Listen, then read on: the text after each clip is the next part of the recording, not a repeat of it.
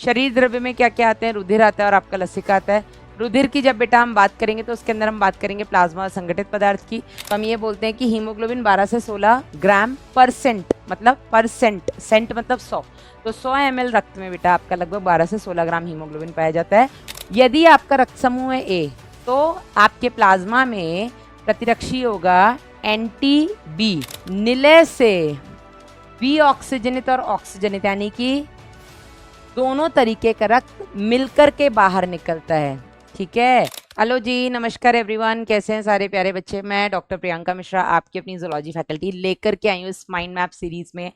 मानव कार्यकी का अगला अध्याय जो है आपका शरीर द्रव्य तथा परिसंचरण, body fluids and circulation. Quick revision होता है।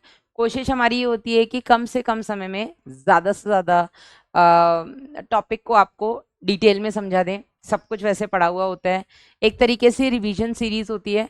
और इसको गो थ्रू करने के बाद, अच्छा जिसको लगता है ये चैप्टर उनको पूरा बहुत अच्छे से आता है, तो आप इसको 1.5x स्पीड, 1.75x स्पीड या फिर आप 2x स्पीड में भी देख सकते हैं। ठीक है। ओवरऑल हमारा जो मकसद है वो सिर्फ इतना कि क्विक रिवीजन आपका इस चैप्टर का हो जाए, और इस माइंड मैप सीरीज को गो थ्रू करने के बाद आप प्लीज क्वेश्चन प्रैक्टिस करिएगा। यस, तो स्टार्ट करते हैं बेटा। इस चैप्टर में हम क्या क्या पढ़ने वाले हैं। सबसे पहले हम बात करेंगे होता क्या है आपका शरीर द्रव्य। ठीक है। शरीर द्रव्य में क्या क्या आते हैं? रुधिर आता है और आपका लसिका आता है। रुधिर की जब बेटा हम बात करेंगे तो उसके अंदर हम बात करेंगे प्लाज्मा और संगठित पदार्थ की। फिर बेटा हम रुधिर के अंदर ही बात करेंगे कि किस तरीके से रक्त समूह होते हैं, किस तरीके से ब्लड कोएगुलेशन यानी कि रक्त का थक्का बनता है। फिर हम बात करेंगे लसिका की। इसके बाद बेटा हम बात करेंगे परिसंचरण पथ की। परिसंचरण पथ में ही हम अंदर बात करेंगे मानव परिसंचरण तंत्र की, जिसमें हम मानव हृदय को डिटेल में पढ़ेंगे। उसमें कौन सा नोडल ऊतक होता है, कैसे वो काम करता है, फिर हृदय निकास, हृदय आपका प्रवाह आयतन, इन सब की हम बात करेंगे। इसके बाद बेटा हम बात करेंगे द्विपरिसंचरण की, यानी कि डबल सर्कुलेशन की। डबल सर्कुलेशन से पहले हम बेटा आपका हृदय चक्र भी डिस्कस कर लेंगे और आपका ईसीजी भी डिस्कस कर लेंगे। फिर हम बात करेंगे हृदय क्रिया का नियमन कैसे होता है। ठीक है। हृदय क्रिया के नियमन में कौन से हार्मोन रोल प्ले करते हैं, किस तरीके से आपकी तंत्रिका तंत्र का इसमें महत्वपूर्ण भूमिका होती है। और लास्ट में बेटा हम बात करेंगे परिसंचरण संबंधी रोगों की। ठीक है। कौन से ऐसे रोग हैं जो आपके परिसंचरण तंत्र से संबंधित हैं। तो शुरू करते हैं बेटा परिचय भाग से। तो परिचय में बेटा आता है आपका शरीर द्रव्य के अंदर क्या क्या आएगा, हमारे शरीर के अंदर कौन कौन से द्रव्य हैं, कौन कौन से फ्लूइड्स हैं। तो इसमें आता है बेटा आपका रुधिर या रक्त, और दो बेटा जिसको हम बोलेंगे ब्लड। दूसरा बेटा इसके अंदर आता है आपका लसिका, जिसे हम बोलते हैं लिम्फ। ठीक है। तो ये दोनों बेटा आते हैं आपके शरीर द्रव्य में, और इनको एक एक करके हम डिटेल में पढ़ेंगे। ज़्यादा डिटेल में तो वैसे हमें रक्त के बारे में पढ़ना है, लसिका के बारे में नहीं पढ़ना है। बात करें रुधिर की, तो बेटा रुधिर जो होता है ये आपके एक, हम ऐसे बात करेंगे कि एक सामान्य जो वयस्क है, एक स्वस्थ वयस्क जो है, उसके शरीर में लगभग 5 लीटर ब्लड पाया जाता है। ठीक है। इस रुधिर के अंदर दो चीजें होती हैं, एक तो बेटा इसके अंदर होता है प्लाज्मा, और दूसरा इसके अंदर होते हैं संगठित पदार्थ। ठीक है। प्लाज्मा और दूसरा इसके अंदर होता है आपका संगठित पदार्थ। तो अगर हम बेटा एक एक करके इन दोनों को डिटेल में पढ़ें, तो प्लाज्मा में क्या आता है। प्लाज्मा सबसे पहले तो बेटा इसको हम बोलते हैं फॉर्म्ड एलिमेंट्स। प्लाज्मा बेटा सबसे पहले तो अगर हम बात करें तो आपके रुधिर का 55% भाग बनाता है। क्या बनाता है बेटा? ये आपके रुधिर का, कुल रुधिर का लगभग 55% भाग बनाता है। वहीं संगठित पदार्थ कुल रुधिर का मात्र 45% भाग बनाते हैं। ठीक है। इसके बाद हम प्लाज्मा के बारे में अगर डिटेल में बात करें बेटा, तो ये एक स्ट्रॉ कलर का, मतलब बहुत ही हल्के पीले रंग का द्रव्य होता है। ठीक है। तो इसके बारे में कुछ मेन चीजें आपको पता होनी चाहिए कि ये आपका हल्के पीले रंग का द्रव्य होता है। ठीक है, पहली चीज। दूसरा बेटा अगर हम बात करें इसके अंदर क्या क्या पाया जाता है, तो प्लाज्मा में 90 से 92% तो केवल और केवल आपका जल होता है, यानी कि पानी होता है। इसके अलावा बेटा इसमें कार्बनिक और अकार्बनिक पदार्थ होते हैं। कार्बनिक पदार्थ की अगर मैं बात करूं तो इसमें 6 से 8% बेटा प्रोटीन होते हैं, जिनको हम प्लाज्मा प्रोटीन्स कहते हैं। यहाँ से आपके नीट में क्वेश्चन आता है कौन कौन से प्रोटीन होते हैं। तो एक तो बेटा इसमें होता है एल्ब्यूमिन। ठीक है, एक तो इसमें होता है एल्ब्यूमिन। दूसरा बेटा इसके अंदर होता है आपका ग्लोबुलिन। क्या होता है दूसरा इसमें आपका? ग्लोबुलिन। और तीसरा बेटा इसमें होता है आपका फाइब्रिनोजेन, ग्लोबुलिन। तीसरा आपका फाइब्रिनोजेन है। फाइब्रिनोजेन के साथ साथ फाइब्रिनोजेन, और फाइब्रिनोजेन के साथ साथ आप एक और यहाँ पर कंसिडर कर सकते हैं, वो है आपका प्रोथ्रोम्बिन। और इन दोनों का जो काम होता है वो एक ही होता है, और वो क्या होता है बेटा, ये फाइब्रिनोजेन और प्रोथ्रोम्बिन, इनके अगर हम काम की बात करें कि ये करते क्या हैं बेटा, तो ये दोनों आपके रक्त स्कंदक कारक हैं। यस, ये आपके ब्लड क्लॉटिंग फैक्टर्स हैं। जो आपका एल्बुमिन है, ये बेटा आपके रक्त में जो परासरणी दाब होता है उसका नियमन करता है। ठीक है, रक्त परासरणी दाब का नियमन करता है, परासरणी दाब नियमन। और जो आपका ग्लोबुलिन होता है बेटा, ये आपको रक्षा, या आपके कह सकते हैं ये आपके डिफेंस में हेल्प करता है, मतलब बॉडी में ये आपके प्रतिरक्षा तंत्र का भाग बनाते हैं। ठीक है, तो ये आपको बीमारियों से लड़ने में मदद करते हैं। तो ये हो गए बेटा आपके प्लाज्मा प्रोटीन्स, और यहाँ से आपके नीट में क्वेश्चन आया हुआ है, एक बार नहीं कई बार आया हुआ है।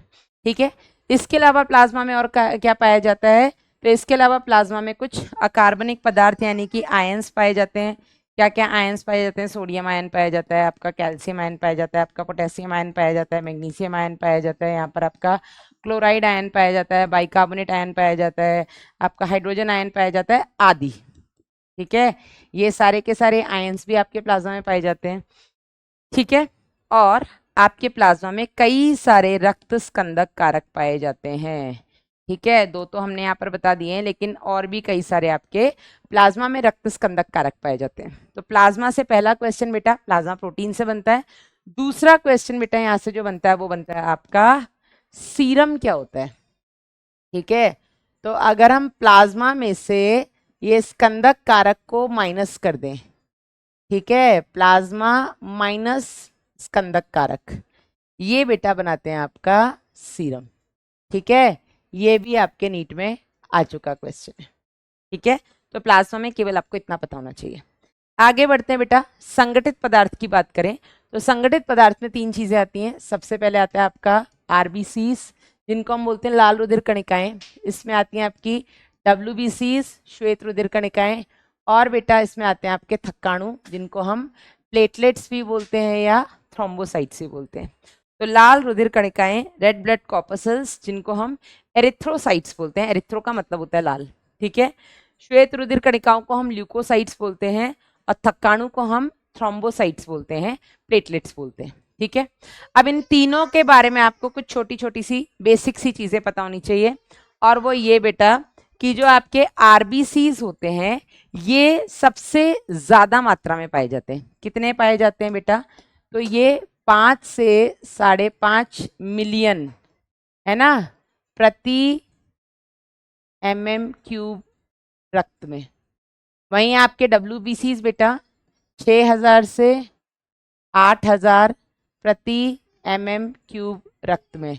और जो आपके थक्काणु होते हैं ये बेटा 1.5 से 3.5 लाख प्रति mm³ रक्त में। ठीक है, सबसे पहले तो आपको ये पता होना चाहिए। आरबीसी के बारे में बेटा एक और चीज बताई गई है कि इनका जो जीवन काल होता है ये 120 दिन का होता है। ठीक है, वहीं डब्ल्यूबीसीज और थक्काणु जो होते हैं इनके बारे में इनका जीवन काल एनसीईआरटी ने नहीं बोला है, इसने सिर्फ इतना बोला है कि बहुत शॉर्ट लिव्ड होते हैं। ठीक है, आपके डब्ल्यूबीसीज कुछ दिन से लेकर के महीने भर चल जाते हैं, कुछ ऐसे भी डब्ल्यूबीसीज हैं जो सालों भर चलते हैं। ठीक है, लेकिन वो नहीं पढ़ना है आपको फिलहाल। थक्काणु बेटा हफ्ते भर इनका जीवन काल होता है। ठीक है, हफ्ते भर की जिंदगी लेकर के आते हैं। इसके बाद बेटा अगर हम और बात करें आपके आरबीसीज लाल क्यों होते हैं, तो ये लाल होते हैं बेटा क्योंकि इनके अंदर एक हीमोग्लोबिन नाम का वर्णक पाया जाता है। और ये हीमोग्लोबिन कितना होता है बेटा, तो 12 से 16 ग्राम हीमोग्लोबिन पाया जाता है 100 मिलीलीटर रक्त में। ठीक है, तो हम ये बोलते हैं कि हीमोग्लोबिन 12 से 16 ग्राम परसेंट, मतलब परसेंट, सेंट मतलब 100, तो 100 ml रक्त में बेटा आपका लगभग 12 से 16 ग्राम हीमोग्लोबिन पाया जाता है। और यही हीमोग्लोबिन है बेटा जो कि गैसों के परिवहन में प्रमुख भूमिका निभाता है। ठीक है, इसका काम होता है गैसों का परिवहन। इसके अलावा आरबीसीज बनते कहाँ हैं, तो इनका निर्माण बेटा जो होता है वो लंबी अस्थि की मज्जा में होता है। वैसे तो एनसीईआरटी ने केवल अस्थि मज्जा लिखा है, लेकिन लंबी अस्थियों की मज्जा में बेटा रेड बोन मैरो में, bone marrow of long bones में इसका निर्माण होता है। और बेटा जो प्लीहा होता है जिसको हम स्प्लीन बोलते हैं, स्प्लीन में जाकर के बेटा ये टूट जाती हैं, तो इसको हम आरबीसी का कब्रिस्तान भी बोलते हैं। ठीक है, तो आरबीसी के बारे में आपको इतना पता होना चाहिए। अब डब्ल्यूबीसीज जो होते हैं बेटा, ये डब्ल्यूबीसीज दो तरीके के होते हैं। ठीक है, ऐसे डब्ल्यूबीसीज जिनके कोशिका द्रव्य में छोटे छोटे कण उपस्थित हैं, जिनको हम बोलते हैं कणिकाणु, या कणिका सहित एक जिनमें कणिकाणु नहीं होते हैं, कण नहीं होते, उनको हम बोलते हैं कणिका रहित एग्रेनुलोसाइट्स। ठीक है, तो डब्ल्यूबीसीज आपके दो तरीके के होते हैं, एक होते हैं आपके कणिकाणु या ग्रैनुलोसाइट्स, और दूसरे होते हैं आपके बेटा अकणिकाणु या एग्रेनुलोसाइट्स।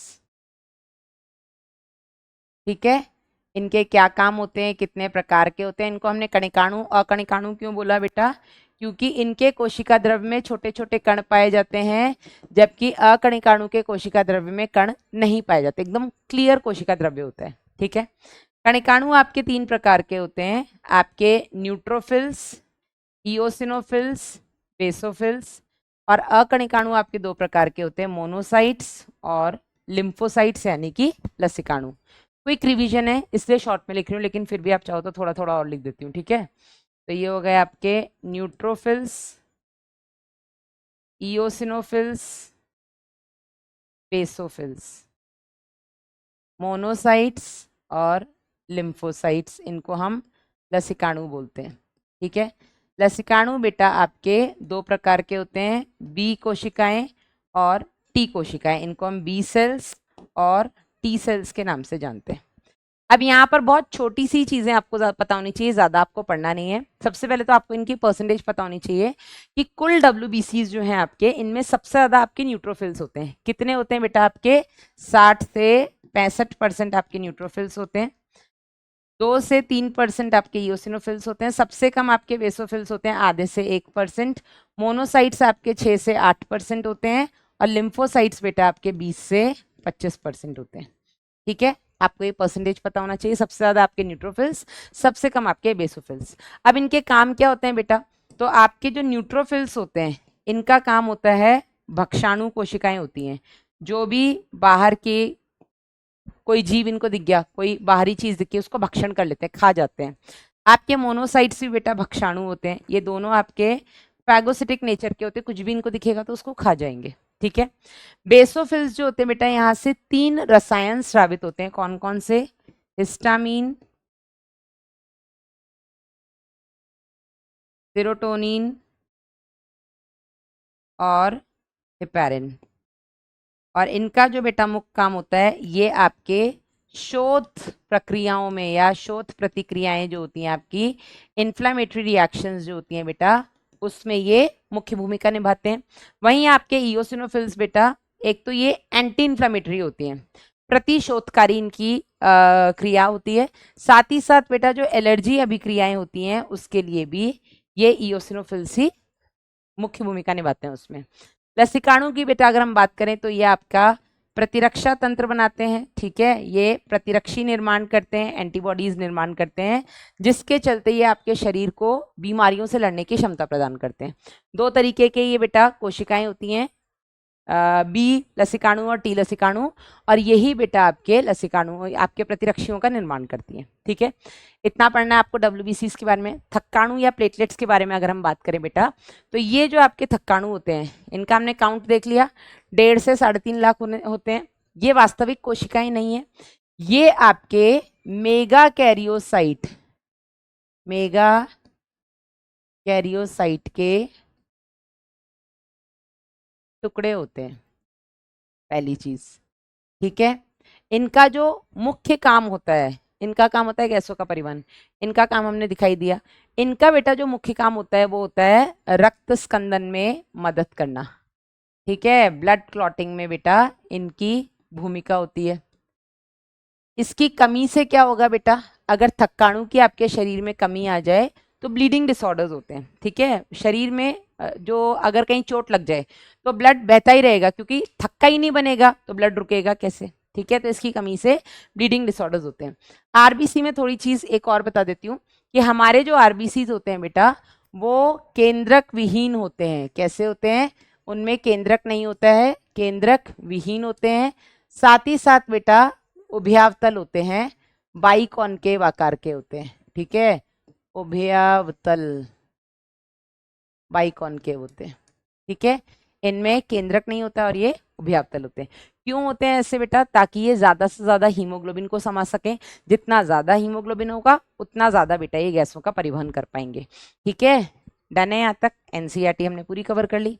चलिए, इसके बाद बेटा हम बात करते हैं आपके रक्त समूह की। रक्त समूह आपको दो प्रकार के पढ़ने हैं। पहला आपको पढ़ना है एबीओ रक्त समूह, दूसरा आपको पढ़ना है बेटा आरएच रक्त समूह। फिलहाल हम बात करते हैं एबीओ की। हम किसी भी व्यक्ति का रक्त समूह कौन सा है, ए है, बी है, ए बी है या ओ है, इसके हिसाब से आपके 4 रक्त समूह हो सकते हैं। ए हो सकता है, बी हो सकता है, ए बी हो सकता है या ओ। 4 रक्त समूह हो सकते हैं। पर किसका कौन सा रक्त समूह होगा हम कैसे डिसाइड करेंगे बेटा? ये हम डिसाइड करते हैं आरबीसी की सतह पर प्रतिजन कौन सा है। ठीक है, तो आरबीसी की सतह पर प्रतिजन बेटा जो भी होगा वो ही किसी भी व्यक्ति का रक्त समूह होगा।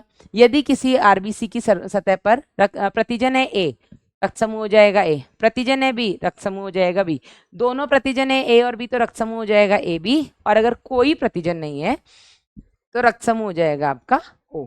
ठीक है, अब यहाँ पर कुछ चीजें आपको पता होनी चाहिए। जैसे हमने देखा कि प्रतिजन कहाँ पाए जाते हैं? आरबीसी सतह पर। कहाँ पाए जाते हैं? आरबीसी सतह पर।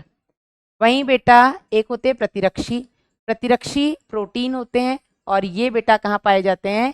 ये पाए जाते हैं आपके प्लाज्मा में। ठीक है, तो किसी भी व्यक्ति का कौन सा रक्त समूह होगा बेटा, ये हम कैसे डिसाइड करेंगे? उसका रक्त समूह है ए, आरबीसी की सतह पर प्रतिजन होगा बी। रक्त समूह है बी, आरबीसी की सतह पर प्रतिजन होगा बी। रक्त समूह है ए बी, आरबीसी की सतह पर दोनों प्रतिजन होंगे। और अगर रक्त समूह है ओ, मतलब उसकी आरबीसी की सतह पर कोई प्रतिजन नहीं है। ठीक है, प्लाज्मा में प्रतिरक्षी होते हैं। प्रतिरक्षी बेटा जो भी उसका अपना प्रतिजन है, और ये नेचुरली पाए जाते हैं ना, ये प्राकृतिक रूप से किसी भी व्यक्ति के रक्त के प्लाज्मा में पाए जाते हैं प्रतिरक्षी। यदि आपका रक्त समूह है ए तो आपके प्लाज्मा में प्रतिरक्षी होगा एंटी बी। ए का दुश्मन नहीं होगा ना, ये बी का दुश्मन होगा। रक्त समूह है बी तो प्लाज्मा में प्रतिजन होगा, प्रतिरक्षी होगा एंटी ए। और अगर रक्त समूह है ए बी तो प्लाज्मा में कोई प्रतिरक्षी नहीं होगा। रक्त समूह है ओ तो प्लाज्मा में प्रतिरक्षी होगा एंटी ए और एंटी बी। यहां तक समझ में आया? अब इंपॉर्टेंट है बेटा कि कौन से रक्त समूह वाला किससे रक्त ले सकता है और किसको रक्त दे सकता है। तो रक्त ले सकता है, किससे ले सकता है बेटा? जो ए रक्त समूह वाला व्यक्ति है ये ए वाले से रक्त ले सकता है, क्योंकि ए वाले की आरबीसी की सतह पर प्रतिजन कौन सा होगा? ए। तो एंटी ए उसको नहीं मार पाए, एंटी बी उसको नहीं मार पाएगा। और बेटा ये ओ जिसका रक्त समूह होगा उससे रक्त दे सकता है, क्योंकि ओ जिसका रक्त समूह होगा उसकी आरबीसी की सतह पर कोई प्रतिजन नहीं है। ठीक है, तो प्रतिरक्षी किसी को हमला कर ही नहीं पाएगा। जो बी रक्त समूह वाला व्यक्ति है बेटा ये बी वाले से रक्त ले सकता है और ओ वाले से रक्त ले सकता है, क्योंकि इसके पास प्रतिरक्षी है एंटी ए, तो ये ए वाले से नहीं ले सकता और ए बी वाले से भी नहीं ले सकता है रक्त। जिसका रक्त समूह है ए बी बेटा वो ए बी वाले से ले सकता है। ठीक है, इसके पास कोई प्रतिरक्षी नहीं है ना, तो ये सबसे ले सकता है। ए बी वाले से ले सकता है, ए से ले सकता है, बी से ले सकता है और ओ से ले सकता है। वहीं बेटा जिसका रक्त समूह है ओ, क्योंकि इसके प्लाज्मा में सारे प्रतिरक्षी, ये ए को भी मारेगा बी को भी मारेगा, ए बी को तो मारेगा ही, ए और बी दोनों मिलके मारेंगे, तो ये केवल ओ से ले सकता है। ठीक है, डन। चलिए अब बेटा आगे बढ़ते हैं। इसके हिसाब से आपकी एनसीईआरटी कहती है कि सर्वग्राही कौन सा है? जो सबसे रक्त ले सकता है वो है आपका ए बी रक्त समूह। और सर्वदाता कौन सा है? जो सबको रक्त दे सकता है बेटा वो है आपका ओ। ठीक है, यहां तक क्लियर है सबको? यस।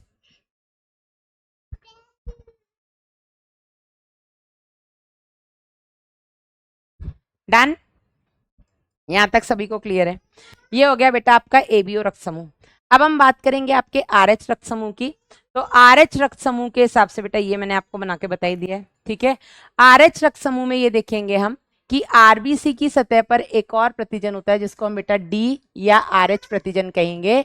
और आरएच प्रतिजन ऐसा देखा गया है कि मानव की जो भी जनसंख्या है उसमें 80% पॉपुलेशन ऐसी है जिसमें आरएच प्रतिजन उपस्थित है। तो ये कैसे हुए, आरएच पॉजिटिव। वहीं केवल 20% ऐसे हैं जिनके पास आरएच प्रतिजन नहीं है, तो ये होंगे आपके आरएच निगेटिव, ठीक है। अब आरएच प्रतिजन नहीं होने और होने से क्या फर्क पड़ता है, तो यहां पर बेटा आपको एक चीज पता होनी चाहिए कि ऐसे व्यक्ति जो आरएच निगेटिव हैं, ठीक है। अब आरएच पॉजिटिव और निगेटिव की अगर हम बात करें तो आरएच, जैसे हमने देखा कि ए बी और ओ में हमने देखा कि प्राकृतिक प्रतिरक्षी पाए जाते हैं। आरएच के केस में बेटा प्राकृतिक प्रतिरक्षी नहीं पाए जाते हैं। आरएच के केस में प्रतिरक्षी बनता है जब वो आरएच प्रतिजन से मिलता है तब। ये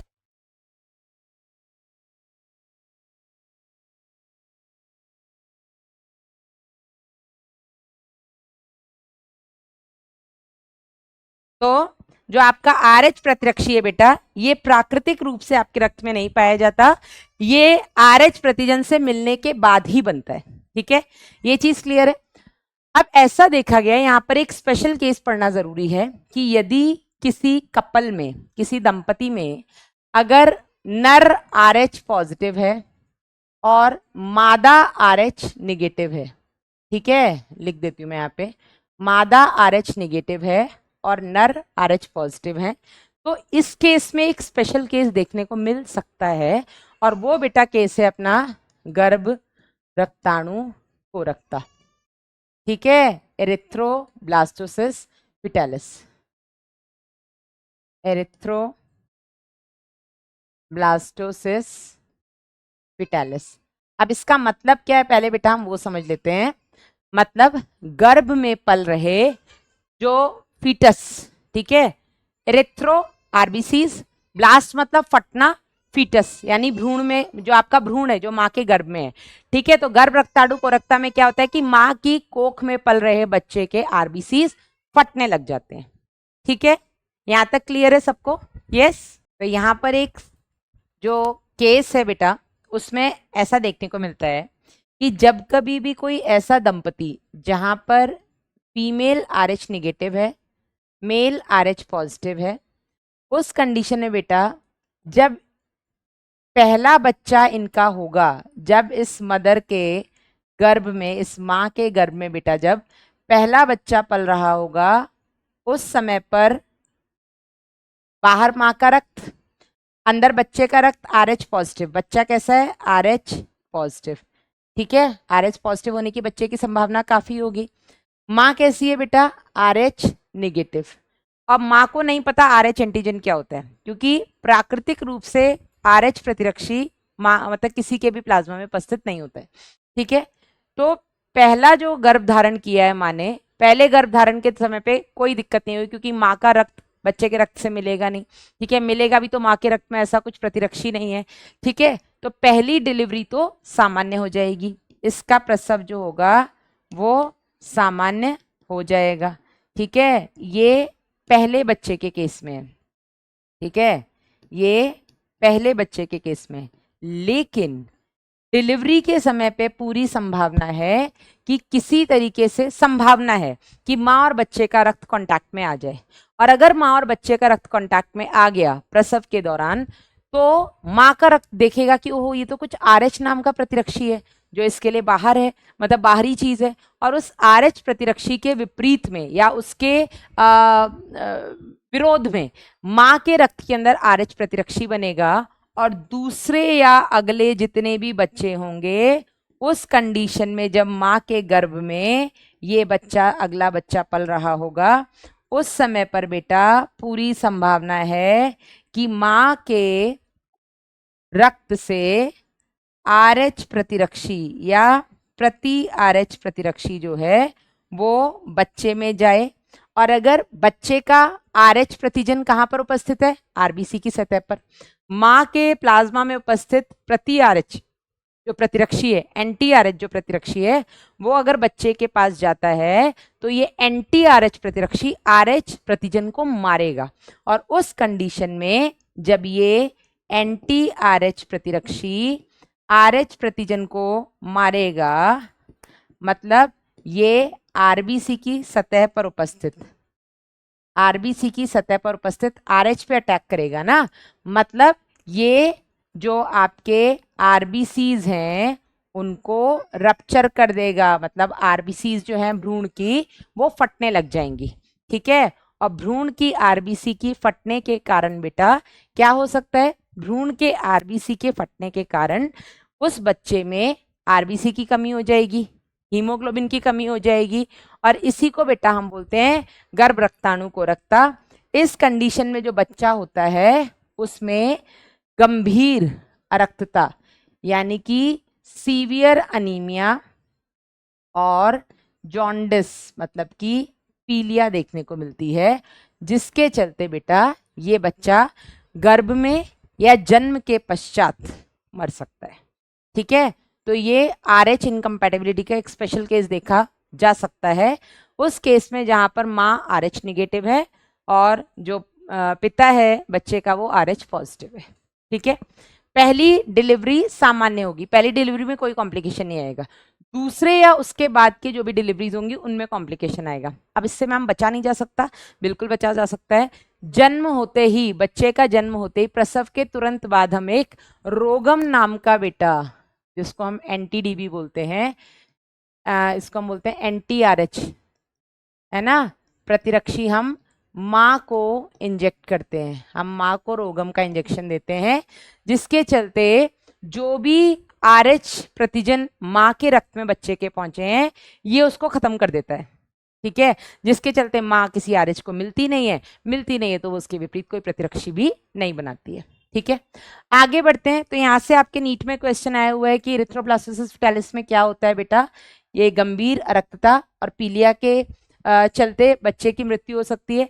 किस कंडीशन में आपको इरिथ्रोब्लास्टोसिस फेटालिस देखने को मिलेगा? गर्भ रक्ताणु कोरकता किस कंडीशन में देखने को मिलेगा? तो केवल एक कंडीशन में, माँ और पिता दोनों RH निगेटिव है, कोई दिक्कत नहीं है, माँ और पिता दोनों RH पॉजिटिव है, कोई दिक्कत नहीं है, पिता RH निगेटिव माँ RH पॉजिटिव है तो भी कोई दिक्कत नहीं। केवल एक कंडीशन में आपको गर्भ रक्ताणु कोरकता देखने को मिलेगा, यदि माँ RH निगेटिव और पिता RH पॉजिटिव है तो। आगे बढ़ते हैं, अगला टॉपिक है आपका रक्त स्कंदन। रक्त स्कंदन देखो चोट लगने पर होता है। ठीक है, जब कभी भी आपका खून निकलेगा तब होता है, खून को रोकने के लिए होता है। ठीक है, अब रक्त स्कंदन के लिए देखो, जब कभी भी चोट लगती है तो चोट लगने पर बेटा, जब कभी भी कोई चोट लगती है तो चोट लगने पर एक तो आपका जो ऊतक है बेटा, जहां पर चोट लगी है उस ऊतक से कुछ कारक निकलते हैं। दूसरा बेटा आपके रक्त के प्लाज्मा में कुछ कारक होते हैं, साथ ही साथ बेटा आपके जो थक्काणु होते हैं, ठीक है, जो आपके प्लेटलेट्स हैं, जो आपके थक्काणु कोशिकाएं हैं, ये भी बेटा प्लाज्मा में उपस्थित कारकों को सक्रिय करने में मदद करता है। अब हम ये बोलेंगे कि सामान्य अवस्था में हमारे शरीर में रक्त जमता क्यों नहीं है? क्योंकि ये सभी कारक बेटा निष्क्रिय अवस्था में होते हैं, इनको समय अनुसार चोट लगने पर ही ये सक्रिय किए जाते हैं और ये एक एक करके सारे सक्रिय किए जाते हैं।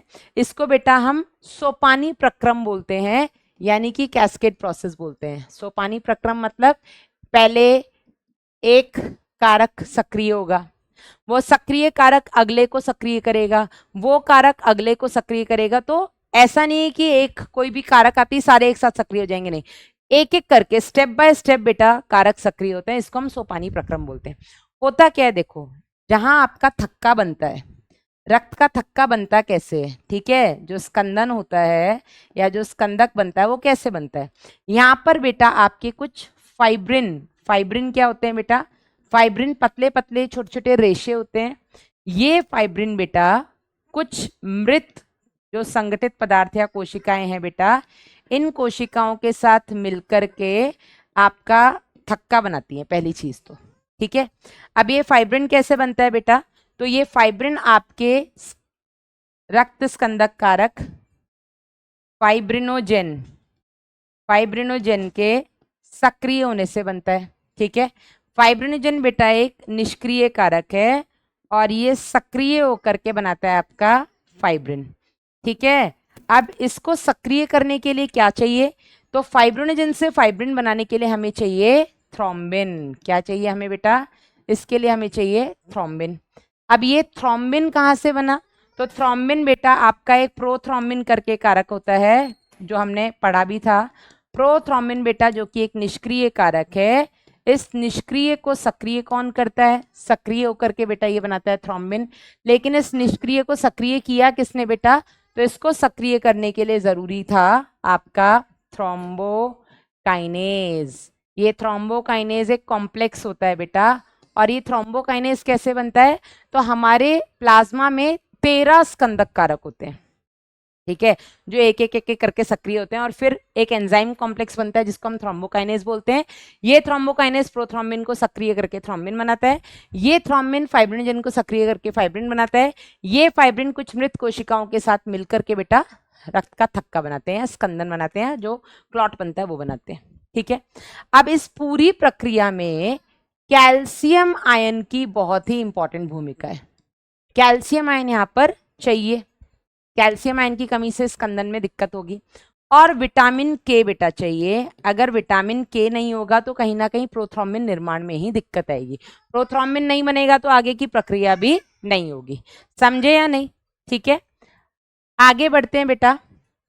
ये हो गया आपका रक्त स्कंदन। इसके बाद अगला टॉपिक है आपका लसिका। तो लसिका के बारे में आपको कुछ छोटी छोटी चीजें जाननी है, जैसे कि इसको ऊतक द्रव्य या टिश्यू फ्लूइड या इंटरस्टिशियल फ्लूइड कहा जाता है। होता क्या है बेटा, जब आपकी पतली पतली रक्त केशिकाएं, ठीक है, जब आपकी पतली पतली रक्त केशिकाएं ऊतक स्तर पर आती हैं, तो ऊतक स्तर पर बेटा ये रक्त केशिकाओं में से, अभी एक मिनट,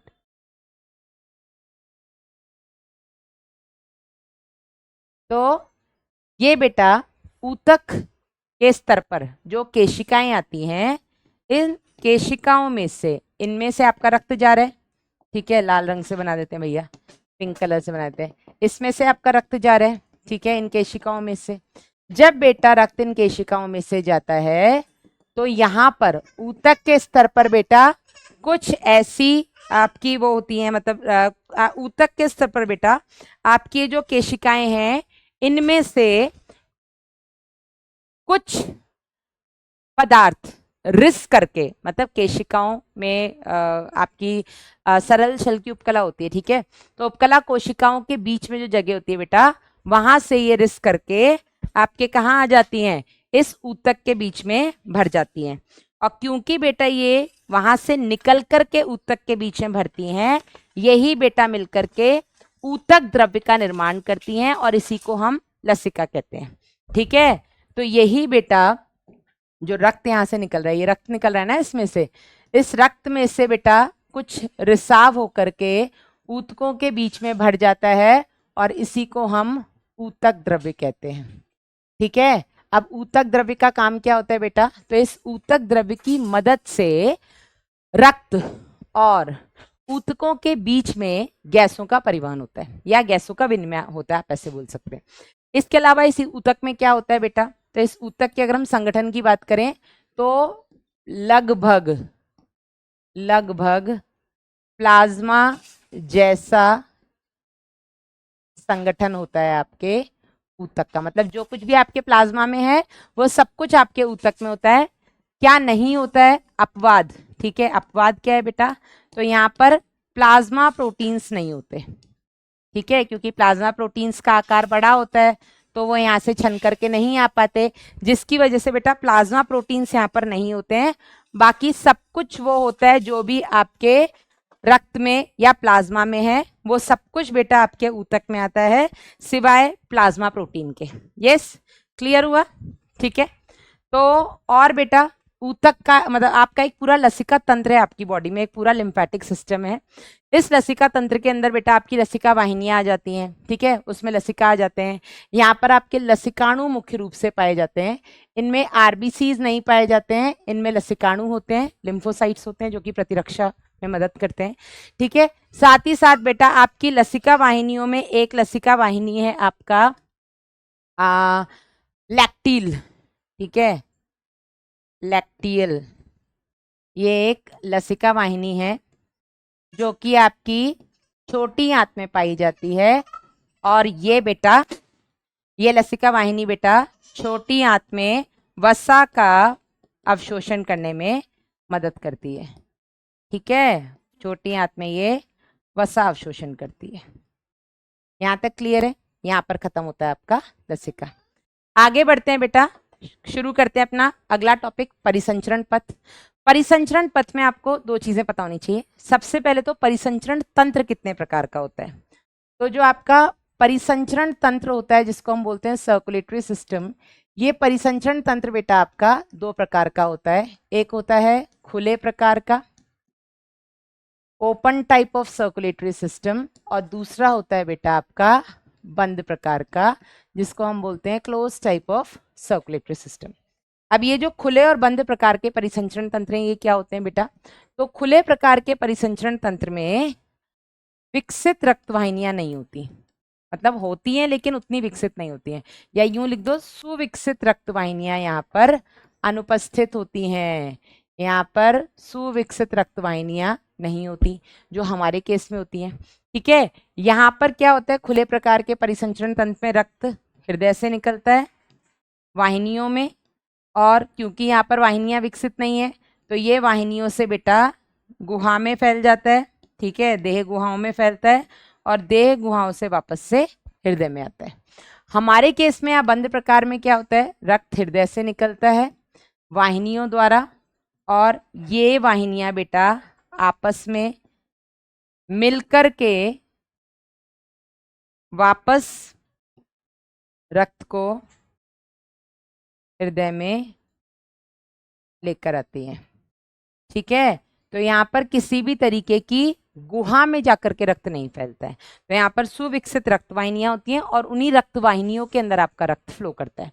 बंद प्रकार के परिसंचरण तंत्र का ये फायदा है कि मल्टी सेलर ऑर्गेनिजम्स जो हैं, जो बहुकोशिकीय जीव हैं बेटा, उनमें कम समय में शरीर की लगभग सभी कोशिकाओं तक रक्त को पहुंचाया जा सकता है। ठीक है, और ना केवल रक्त को, रक्त के साथ जो भी जरूरी चीजें वो सारी पहुंचाई जा सकती हैं। अब किन के अंदर पाया जाता है खुले और बंद प्रकार का परिसंचरण तंत्र? तो खुले प्रकार का परिसंचरण तंत्र बेटा पाया जाता है आपके आर्थ्रोपोडा में, जिसमें सारे के सारे कीट आते हैं। ये पाया जाता है बेटा आपके मोलस्का में, ये पाया जाता है आपके हेमीकॉर्डेटा में। ठीक है, और कॉर्डेट के अंदर यूरोकॉर्डेटा संघ उपसंघ में भी पाया जाता है। बंद प्रकार का परिसंचरण तंत्र बेटा संघ एनिलिडा में, जिसमें आपका केचुआ है, और बेटा संघ कॉर्डेटा में पाया जाता है। ठीक है, इतना ही अभी आपको पता होना चाहिए। अब इसी परिसंचरण पथ में बेटा एक चीज और आपको जाननी जरूरी है कि परिसंचरण पथ आपके तीन प्रकार के होते हैं। सबसे पहला परिसंचरण तंत्र होता है जिसको हम बोलते हैं एकल परिसंचरण या सिंगल सर्कुलेशन। क्या बोलेंगे बेटा इसको हम? Single circulation. दूसरा बेटा होता है आपका, ये हम बात करें संघ कॉर्डेटा में। ठीक है, दूसरा होता है आपका अपूर्ण दोहरा परिसंचरण। अपूर्ण दोहरा परिसंचरण, इसको हम बोलते हैं incomplete double circulation. Incomplete double circulation. और तीसरा आता है बेटा आपका दोहरा परिसंचरण, जिसको हम बोलते हैं डबल सर्कुलेशन। ठीक है, दोहरा परिसंचरण, और इसको हम बोलते हैं बेटा डबल सर्कुलेशन। अब किन में होता है, क्या होता है, उसकी हम बात कर लेंगे। तो ये आपके बंद प्रकार का परिसंचरण है। ठीक है, और ये बेटा संघ कॉर्डेटा में देखने को मिलता है। संघ कॉर्डेटा के अलग अलग जो वर्ग हैं उनमें बेटा इस प्रकार के परिसंचरण पद देखने को मिलते हैं। किसमें क्या? तो बेटा एकल परिसंचरण में आपका एक आलिंद, एक निलय, नीले रंग से बना दें, एक आलिंद और एक निलय। अपूर्ण दोहरे परिसंचरण में दो आलिंद और एक निलय। और दोहरे परिसंचरण में या पूर्ण दोहरे परिसंचरण में 2 आलिंद और 2 निलय पाए जाते हैं, पहली चीज। ठीक है, तो यहीं पर मैं लिख देती हूँ, एक आलिंद और एक निलय। ठीक है, यहाँ पर 2 आलिंद और एक निलय, अपूर्ण दोहरे परिसंचरण में 2 आलिंद और 2 निलय। होता क्या है यहाँ पर, तो ये देखो बेटा, जो आपका अपूर्ण या सॉरी जो आपका एकल परिसंचरण होता है, इसमें रक्त आपके हृदय में केवल एक बार आता है, आलिंद से निलय में जाता है, और यहां से बेटा वापस जाता है आपके, मैं हरे रंग से बना रही हूं, मतलब ये वी ऑक्सीजनित रक्त है। ठीक है, निलय से निकल करके बेटा ये वी ऑक्सीजनित रक्त जाता है आपके क्लोम में, और क्लोम में जाकर के ये ऑक्सीजनित होता है, और यहां से बेटा ये पहुंच जाता है वापस से आपके कहाँ, अंगों में। अंगों में जाकर के बेटा ये वी ऑक्सीजनित हो जाता है। ठीक है, तो यहाँ पर अंगों में, यहाँ पर ये क्लोम में। यहाँ पर जो हम देख रहे हैं वो ये कि रक्त आपके हृदय से केवल एक बार निकल रहा है, वी ऑक्सीजनित आ रहा है, वी ऑक्सीजनित ही जा रहा है, क्लोम में जाकर के गिल्स में जाके ऑक्सीजनित हो रहा है, ऑक्सीजन को लेकर के अंगों में जा रहा है, अंगों को ऑक्सीजन दे रहा है, और वापस से वी ऑक्सीजनित होकर के आपके हृदय में आ रहा है। क्योंकि पूरे परिसंचरण के दौरान हृदय से रक्त केवल एक बार निकलता है, इसलिए हम इसको एकल परिसंचरण कहते हैं। यहां पर क्या होता है बेटा, अपूर्ण दोहरे परिसंचरण में वी ऑक्सीजनित रक्त आपके दायां आलिंद में आता है, और ये आपके निलय में जाता है। ऑक्सीजनित रक्त आपके बाएं आलिंद में आता है, ये आपके निलय में जाता है, और आपके निलय से वी ऑक्सीजनित और ऑक्सीजनित यानी कि दोनों तरीके का रक्त मिलकर के बाहर निकलता है। ठीक है, और इस तरीके के बेटा परिसंचरण को हम अपूर्ण दोहरा बोलते हैं, क्योंकि यहां पर 2 बार अंदर आ रहा है बेटा, दोनों आलिंद से वी ऑक्सीजनित और ऑक्सीजनित रक्त जो है वो हृदय में आ रहा है, लेकिन केवल एक ही बार निलय से बाहर निकल रहा है, वो भी मिश्रित रूप में। ऑक्सीजन मतलब ऑक्सीजन और कार्बन डाइऑक्साइड दोनों मिलकर के बाहर निकल रहे हैं।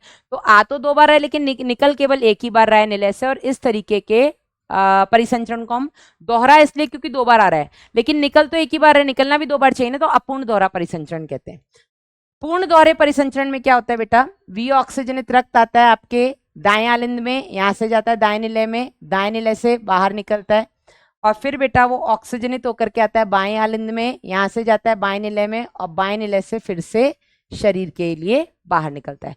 तो दोनों निलय से अंदर आता है वी ऑक्सीजनित और ऑक्सीजनित, और दोनों निलय से वी ऑक्सीजनित और ऑक्सीजनित होकर के बाहर निकलता है, इसलिए हम इसको 2 बार प्रवेश 2 बार बाहर, तो पूरे एक हृदय चक्र के दौरान 2 बार, क्योंकि बेटा हृदय अंदर आकर के बाहर निकलता है, सॉरी रक्त अंदर आकर के हृदय से बाहर निकलता है, इस प्रकार के परिसंचरण को हम पूर्ण दोहरा परिसंचरण कहते हैं। यहां तक क्लियर है? ठीक है, अब किसमें देखने को मिलता है वो इंपॉर्टेंट है, आपको वो पता होना चाहिए। तो एकल परिसंचरण बेटा आपको देखने को मिलता है मछलियों में, वर्ग पिसीज में। ठीक है, संघ कॉर्डेटा के वर्ग पिसीज जिसमें मछलियां आती हैं। अपूर्ण दोहरा परिसंचरण आपको देखने को मिलता है वर्ग उभयचर जिसमें आपका मेंढक आता है, और बेटा आपके वर्ग सरीसृप में जिसमें आपके सांप आते हैं, गिलहरी आती है, सॉरी गिलहरी बोल रही हूँ, ये छिपकली आती है। दोहरा परिसंचरण बेटा आपको देखने को मिलता है वर्ग एवीज में जिसमें आपके पक्षी आते हैं। ये आपको देखने को मिलता है वर्ग स्तनी में जिसमें हम, कुत्ते, बिल्ली, गाय, भैंस, शेर, चूहे सब आते हैं। साथ ही साथ बेटा ये आपके वर्ग सरीसृप में कुछ अपवाद हैं जिनमें बेटा ये पाया जाता है, और वो है आपका मगरमच्छ। ठीक है, मगरमच्छ के अलावा घड़ियाल, एलिगेटर में भी बेटा ये पाया जाता है। एनसीईआरटी ने मगरमच्छ लिखा है, तो यहाँ पर मैं आपको केवल मगरमच्छ बता दे रही हूँ। ठीक है, डन। चलिए, ये हो गया बेटा आपका परिसंचरण पथ। इसके बाद हम शुरू करेंगे अगला टॉपिक आपका मानव परिसंचरण तंत्र। मानव परिसंचरण तंत्र की बेटा अगर हम बात करें तो मानव परिसंचरण तंत्र में क्या क्या आता है बेटा, इसमें एक तो आ जाता है अपना हृदय, हृदय के अलावा बेटा इसमें आ जाती है आपकी रक्त वाहिनियां, और रक्त वाहिनियों के अलावा इसमें आ जाता है आपका रक्त। ठीक है, ये हम इसमें मेन पढ़ते। तो रक्त हमने पढ़ लिया है, रक्त वाहिनियां और हृदय हम देखेंगे। तो सबसे पहले हृदय की बात कर लेते हैं। तो बेटा हमारा हृदय 4 कोष्ठीय होता है, जिसमें 2 आलिंद होते हैं, ठीक है, और 2 निलय होते हैं। आलिंद जो होते हैं वो थोड़े छोटे होते हैं, जबकि निलय जो होते हैं बेटा ये थोड़े बड़े कोष्ठ होते हैं। तो 4 कोष्ठीय हमारे पास हृदय होता है, ठीक है, और इन 4 कोष्ठीय हृदय में 2 आलिंद 2 निलय, ठीक है। तो ये हो गया बेटा आपका दायां आलिंद, ठीक है, ये हो गया आपका दायां आलिंद, राइट एट्रिया, ये हो गया आपका दायां निलय, बायां आलिंद और बायां निलय, ठीक है। तो ये सबसे पहले हो गया हमारा हृदय कैसा, 4 कोष्ठीय, जिसमें कि 4 चैम्बर्स होते हैं, ठीक है। तो 4 कोष्ठीय में 2 आलिंद और 2 निलय हो गए। अब होता क्या है बेटा, अगर हम बाहर से देखें हमारे हृदय को, तो ये बेटा, अच्छा इसकी लोकेशन देख लें। तो सबसे पहले ये आपके वक्षीय गुहा में दोनों फेफड़ों के बीच में पाया जाता है, ठीक है, बीचों बीच ही पाया जाता है। लेकिन क्योंकि आपका ये जो बायां निलय है, ये बायां निलय हल्का सा बाईं ओर झुका हुआ रहता है, इसलिए बेटा हम बोलते हैं कि हमारा हृदय लेफ्ट में है, बाएं में है, पर एक्चुअल में ये सेंटर में होता है, बीच में होता है, ठीक है। अब बाहर से बेटा अगर हम बात करें तो हमें हृदय में ऐसे 2 छोटे से कोष्ठ और एक इस तरीके की संरचना देखने को मिलती है। तो इससे हमें पता लगता है कि ऊपर वाले आलिंद हैं जो कि छोटे हैं, और ये वाले बेटा आपके निलय हैं, ठीक है। बाहर से हमें इन आलिंद और निलय के बीच में खांच देखने को मिलती है, जिसको बेटा हम कोरोनरी सल्कस या कोरोनरी खांच बोलते हैं। वहीं बेटा आपके दोनों निलय के बीच में आपको अंतर निलयी खांच देखने को, इंटर वेंट्रिकुलर सल्कस देखने को मिलता है। बाहर से हमें कुछ इस तरीके का देखने को मिलता है, ठीक है। इसकी आकृति आपकी बंद मुट्ठी के बराबर होती है। अब अगर हम इसको अंदर से देखें तो अंदर मैंने बोला 4 कोष्ठ हैं, ठीक है। अब इन चारों कोष्ठों के मैंने आपको नाम बता दिया, आपका दायां आलिंद, दायां निलय, मैं पूरा पूरा ही लिख देती हूँ, कहीं तुम लोगों को फिर लिख ही देते हैं, ठीक है। तो ये हो गया आपका दायां आलिंद, ये हो गया बेटा आपका दायां निलय, ठीक है। ये हो गया बेटा आपका बायां आलिंद, इधर हो गया आपका बायां आलिंद, और ये हो गया आपका बायां निलय, ठीक है। 4 कोष्ठ हो गए। अब आपके शरीर के सभी अंगों से विऑक्सीजनित रक्त लेकर के आपकी शिराएं, ये हो गई आपकी अग्र महाशिरा या सुपीरियर वेना कावा, ये हो गई आपकी पश्च महाशिरा या इंफीरियर वेना कावा। ये बेटा पूरे शरीर से रक्त को लेकर के कहाँ आती है, आपके दाएं आलिंद में। दाएं आलिंद से यहाँ पर होता है एक त्रिवलनी कपाट। क्या होता है, त्रिवलनी कपाट, और ये त्रिवलनी कपाट बेटा विऑक्सीजनित रक्त को लेकर के जाता है दाएं आलिंद से दाएं निलय में, ठीक है। अब इस त्रिवलनी कपाट के खुलने बंद होने को बेटा यहाँ पर एक संरचना कंट्रोल करती है, और इनको हम बोलते हैं कॉर्डी टेंडिने, ठीक है। तो क्योंकि बेटा आपके दाएं आलिंद और दाएं निलय के बीच में त्रिवलनी कपाट है, 3 वलन वाला कपाट है, तो आपके दाएं निलय में 3 कॉर्डे टेंडनी होती हैं। वहीं अगर हम बाईं ओर बात करें तो यहाँ पर बेटा इन दोनों के बीच में आपका द्विवलनी कपाट पाया जाता है, ठीक है। यहाँ पर आपका द्विवलनी कपाट पाया जाता है, इसको हम बेटा मिट्रल कपाट भी बोलते हैं। क्या बोलते हैं, मिट्रल कपाट भी बोलते हैं। और क्योंकि यहाँ पे द्विवलनी कपाट है तो यहाँ पर बाएं निलय में 2 कॉर्डे टेंडनी पाए जाएंगे। कितने, 2 कॉर्डे टेंडनी पाए जाएंगे। इनका काम क्या होता है कॉर्डे टेंडनी का बेटा, ये इन कपाटों को या कपाटों के खुलने बंद होने को नियंत्रित करते हैं, ठीक है। इनको ये खुलने बंद होने को नियंत्रित करते हैं, मतलब कपाट खुलेंगे और बंद होंगे जब इन कॉर्डे टेंडनी का इनका संकुचन होगा तो कपाट खुल जाएंगे, इनका शीतलन होगा कपाट बंद हो जाएंगे, ठीक है। यहाँ तक क्लियर है। अब होता क्या है बेटा, तो दाएं आलिंद से रक्त कहाँ आया, दाएं निलय में। कैसा रक्त आया, विऑक्सीजनित, और यही विऑक्सीजनित रक्त इस अर्धचंद्राकार कपाट की मदद से फुफ्फुसी धमनी द्वारा बेटा कहाँ पहुंच जाता है, आपके फेफड़ों में पहुंच जाता है। कहाँ पहुंच जाता है, आपके फेफड़ों यानी कि लंग्स से पहुंच जाता है। लंग्स में गैसों का विनिमय होने के बाद बेटा ये फुफ्फुसी शिरा द्वारा कहाँ आता है, आपके बाएं आलिंद में। बाएं आलिंद से द्विवल्नी कपाट से ही पहुंचता है बाएं निलय में, और बाएं निलय से वापस से बेटा इस अर्धचंद्राकार कपाट की मदद से ये महाधमनी से पूरे शरीर में पहुंच जाता है। इतना ही है बस, ठीक है। तो 4 कोष्ठ हो गए। सभी अंगों से विऑक्सीजनित रक्त, ऊपरी अंगों से अग्रमाशिरा, निचले अंगों से पश्चिमाशिरा विऑक्सीजनित रक्त को कहाँ लेकर के आती है बेटा, आपके दाएं आलिंद में। दाएं आलिंद से त्रिवल्नी कपाट से जाता है दाएं निलय में। दाएं निलय से अर्धचंद्राकार कपाट, इसका नाम लिख देती हूं मैं, ये हो गए आपके अर्धचंद्राकार कपाट, सेमिलिना वॉल्स। अर्धचंद्राकार कपाट की मदद से फुफ्फुसी धमनी द्वारा ये पहुंचा रक्त कहाँ, विऑक्सीजनित आपके फेफड़ों में।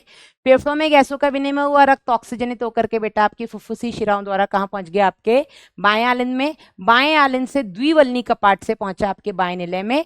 बाएं निलय से बेटा ये अर्धचंद्राकार कपाट की मदद से महाधमनी, जिसको हम एओर्टा बोलते हैं, एओर्टा की मदद से ये आपके पूरे अंगों में पहुंच जाता है।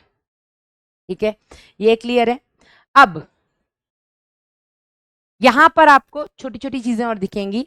दोनों आलिंदों के बीच में एक पतली सी अंतर आलिंदी क्या बोलते हैं उसको, इंटरवेंट्रिकुलर सेप्टम, अंतर आलिंदी पट।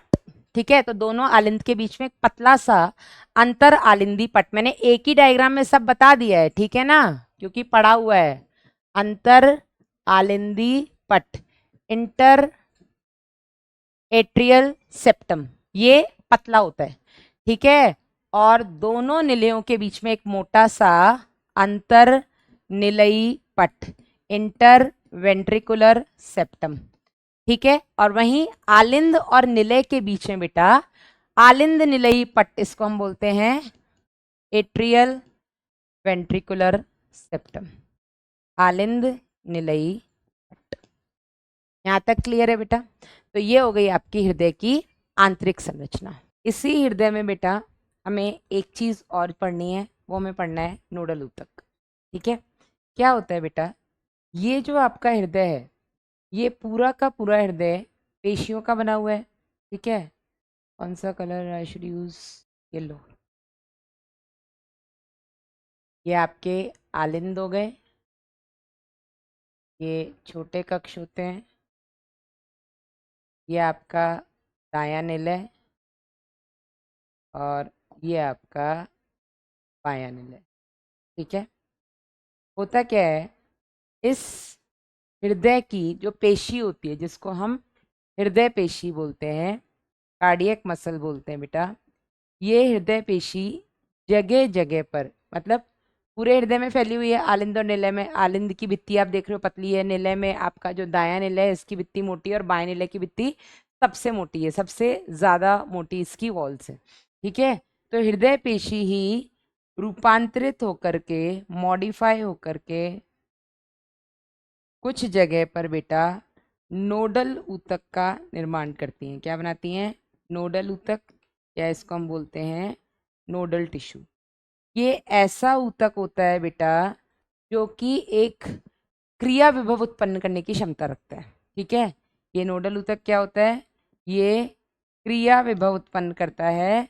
और इम्पॉर्टेंट बेटा ये है कि ये क्रिया विभव जो उत्पन्न करता है, इसके लिए इसे किसी बाहरी उद्दीपन की जरूरत नहीं है, ये स्व उत्तेजनशील होते हैं। ठीक है, ये नोडल ऊतक क्या होते हैं, ये स्व उत्तेजनशील होते हैं, ऑटो एक्साइटेबल होते हैं। क्या होते हैं बेटा, ये ऑटो एक्साइटेबल, स्व उत्तेजनशील। इनको किसी बाहरी आवेग की या बाहरी उद्दीपन की जरूरत नहीं है एक क्रिया विभव को उत्पन्न करने की। अब ये जो बेटा नोडल ऊतक होता है, ये कहाँ कहाँ पर पाया जाता है, तो सबसे पहले तो बेटा ये पाया जाता है आपका ऐसे नोड, साइनो एट्रियल नोड, आपके यहाँ पर कोरोनरी साइनस आकर के खुलता है, जिसके बारे में आगे पढ़ाऊंगी। और ये आपके आलिंद के ऊपरी दाएं कॉर्नर में, ठीक है। तो इसको हम बोलते हैं SA नोड या शिरा आलिंदी पर्व, साइनो एट्रियल नोड, ठीक है। दूसरा बेटा जो ऐसा नोडल ऊतक होता है, ये होता है आपका AV नोड। ये आपके आलिंद निलयी पट्ट के पास पाया जाता है, आपके दाएं आलिंद में। इसको हम बोलते हैं AV नोड या आलिंद निलयी पर्व, ठीक है। इसके अलावा बेटा ये आलिंद निलयी पर्व इस आलिंद निलयी पट्ट को पार करके पहुंचता है आपके अंतर आलिंदी पट्ट में, और अंतर आलिंदी पट्ट से बेटा ये 2 शाखाओं में विभाजित हो जाता है। और ये दोनों शाखाएं बेटा दोनों निलय की भित्ति में जाती हैं, और वहां से ये छोटी छोटी शाखाओं में विभाजित हो जाती है, जिनको बेटा हम परकिंजे तंतु कहते हैं, ठीक है।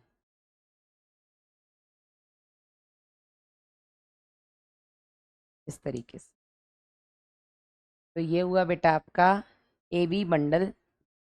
इसको हम बोलते हैं आलिंद निलयी बंडल, जो आलिंद निलयी पट्ट को पार करते हुए जाता है, आलिंद निलयी बंडल। ये आलिंद निलयी बंडल अंतरालिंदी पट्ट पे जाता है, और यहाँ से बेटा इसकी शाखाएं निकलती हैं, जिसको हम हिस्के बंडल या बंडल ऑफ हिस कहते हैं। और इस हिस्के बंडल से बेटा छोटी छोटी शाखाएं निकलती हैं, इनको हम पुरकिंजे तंतु या पुरकिंजे फाइबर्स बोलते हैं, पुरकिंजे तंतु या पुरकिंजे फाइबर्स। तो इस तरीके से आपके पूरे आलिंद और निलय में या पूरे हृदय में ये नोडल ऊतक फैला होता है। ऐसे नोड से AB नोड तक बेटा जो उद्दीपन आता है या जो आपका क्रिया विभव आता है, वो बेटा पूरे आलिंद की भित्ति में भी फैलता है और आलिंद से निलय की तरफ भी आता है, ठीक है। तो ये एक बार आप देख लीजिएगा, ये बहुत इंपॉर्टेंट है आपका ये नोडल ऊतक, ठीक है। इस नोडल ऊतक का काम क्या होता है ये हमने पहले ही बता दिया है। और ये जो बेटा आपका नोडल ऊतक होता है, इसमें हम ऐसे नोड को पेस मेकर कहते हैं। क्या कहते हैं बेटा इसको हम? Pace maker. 1 मिनट में आपका हृदय कितनी बार मतलब क्रिया विभव उत्पन्न करेगा, या यूं कह लो कि 1 मिनट में आपका हृदय कितनी बार धड़कने वाला है, ठीक है, वो यही ऐसे नोड डिसाइड करता है। अच्छा, केवल ऐसे नोड ही नहीं डिसाइड कर सकता, ये क्रिया विभव उत्पन्न करने की क्षमता AB नोड के पास भी है, आपके AB बंडल के पास भी है, हिस्के बंडल और पुरकिंजे तंतु के पास भी है। लेकिन क्योंकि सबसे ज्यादा सर्वाधिक क्रिया विभव उत्पन्न करने की क्षमता बेटा आपके ऐसे नोड के पास है, इसीलिए हम इसको पेस मेकर कहते हैं, ठीक है। और कितना? 70 से 75 क्रिया विभव प्रति मिनट बेटा ये बना सकता है, इसलिए हम इसको पेस मेकर कहते हैं, ठीक है। यहाँ तक क्लियर है?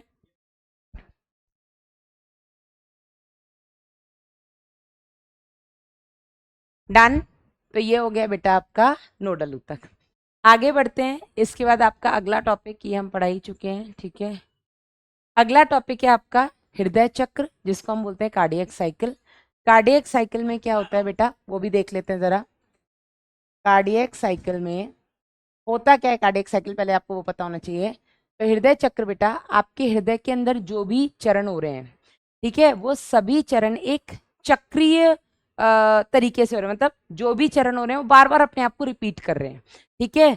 तो हृदय के अंदर होने वाले सभी चरणों के क्रम का जो चक्रीय पुनरावृत्ति है, चक्रीय रिपीटिशन है, उसको बेटा हम हृदय चक्र कहते हैं। होता क्या है इस हृदय चक्र में? हम ऐसे मानते हैं कि सबसे पहले मैं आपको सिर्फ इसमें तीनों स्टेप लिख करके बताऊंगी। सबसे पहला इसमें बेटा जो इवेंट होता है वो होता है आपका अनुशीतलन।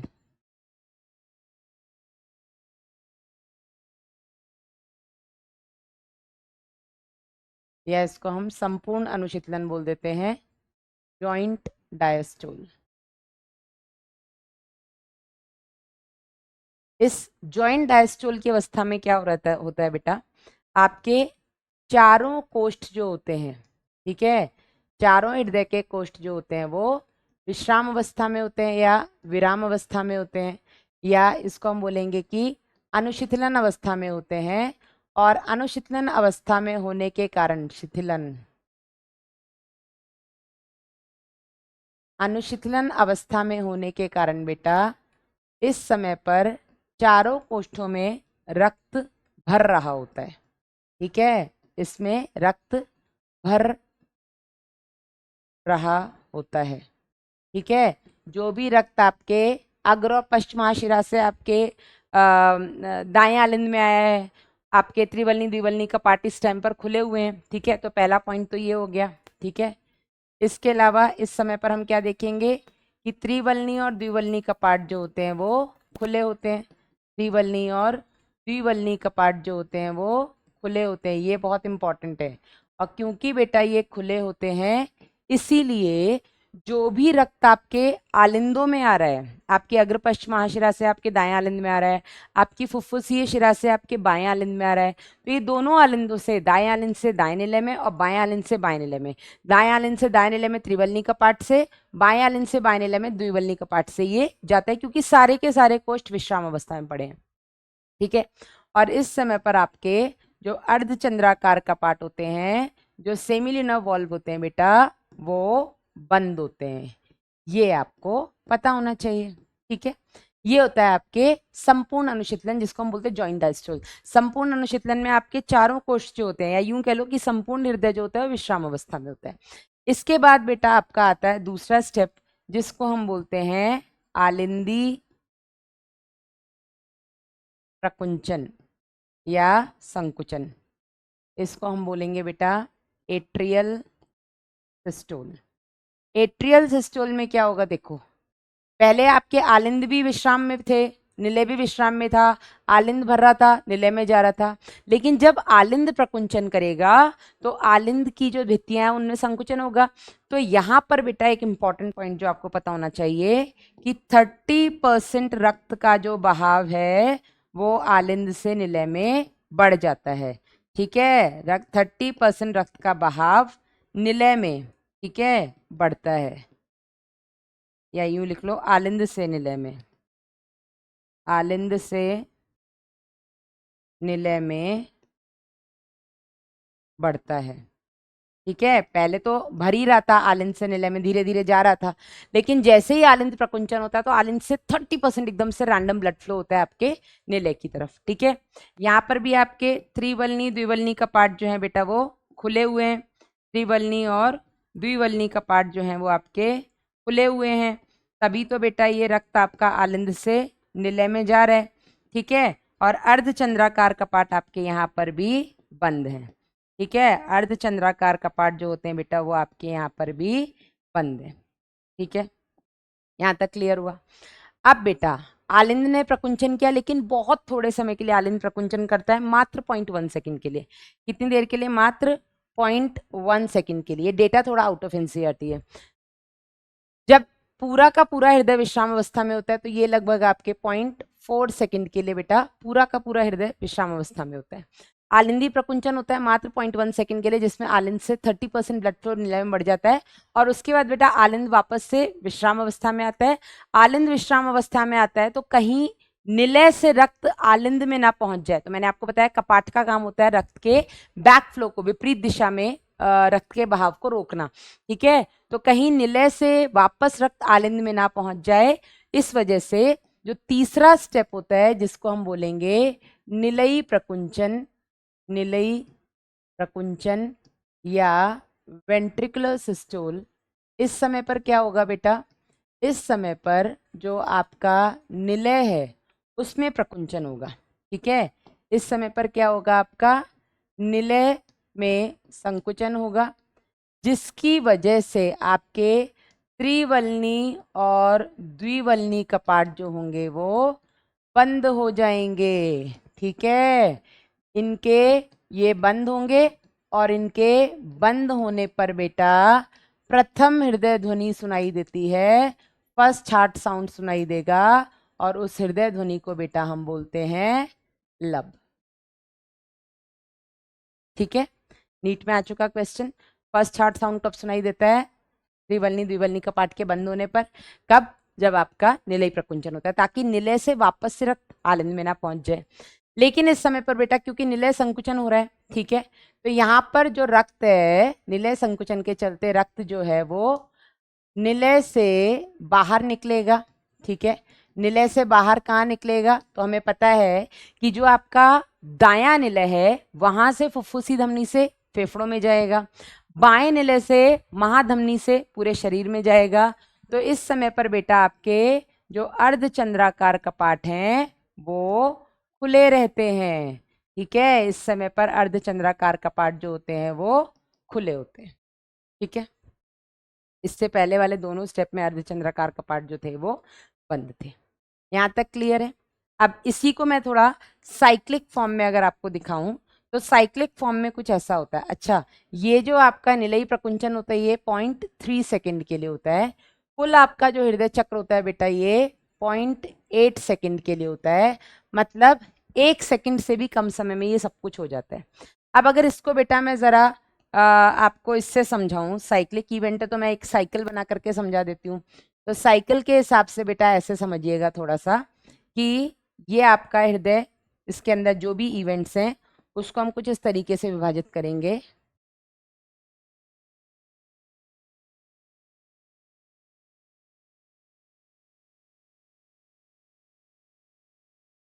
ठीक है, 0.8 सेकेंड का है ना बेटा, तो इसको हम 8 चक्र में या 8 भाग में विभाजित कर लेते हैं।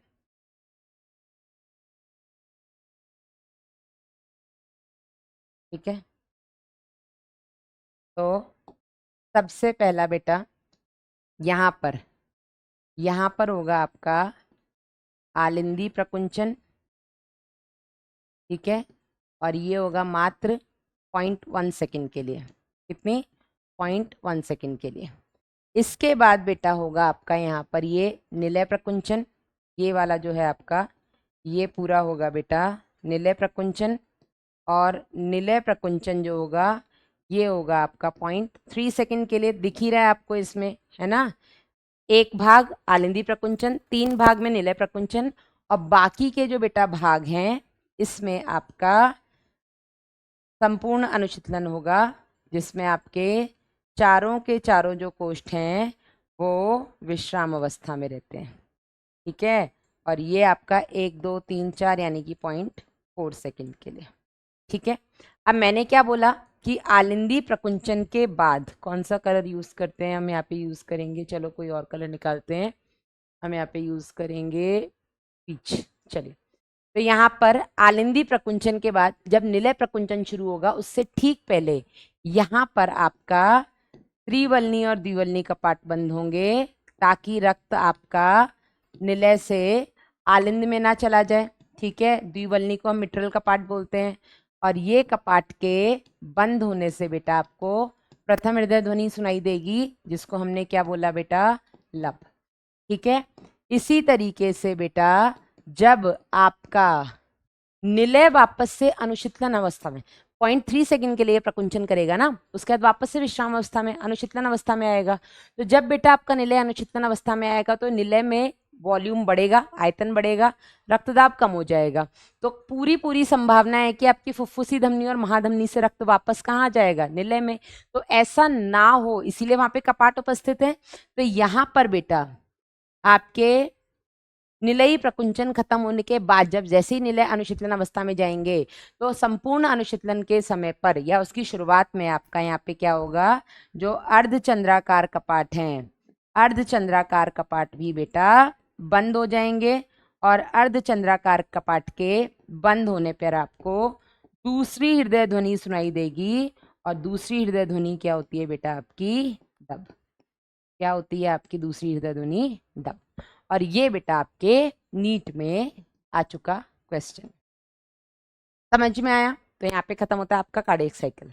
अब इसी कार्डियक साइकिल में थोड़े से आपके 2-3 पॉइंट्स आपको पता होने चाहिए जहां से आपके नीट में क्वेश्चन आता है। सबसे पहला पॉइंट बेटा, हृदय निकास क्या होता है? प्रवाह आयतन क्या होता है? तो प्रवाह आयतन होता है स्ट्रोक वॉल्यूम। Stroke volume. ठीक है, स्ट्रोक वॉल्यूम क्या होता है? प्रति हृदय चक्र के अंत में, मतलब हर एक हृदय चक्र के अंत में, या ऐसे बोल दो निलयी प्रकुंचन के अंत में। ठीक है, हृदय चक्र के अंत में ना लिख करके हम लिखेंगे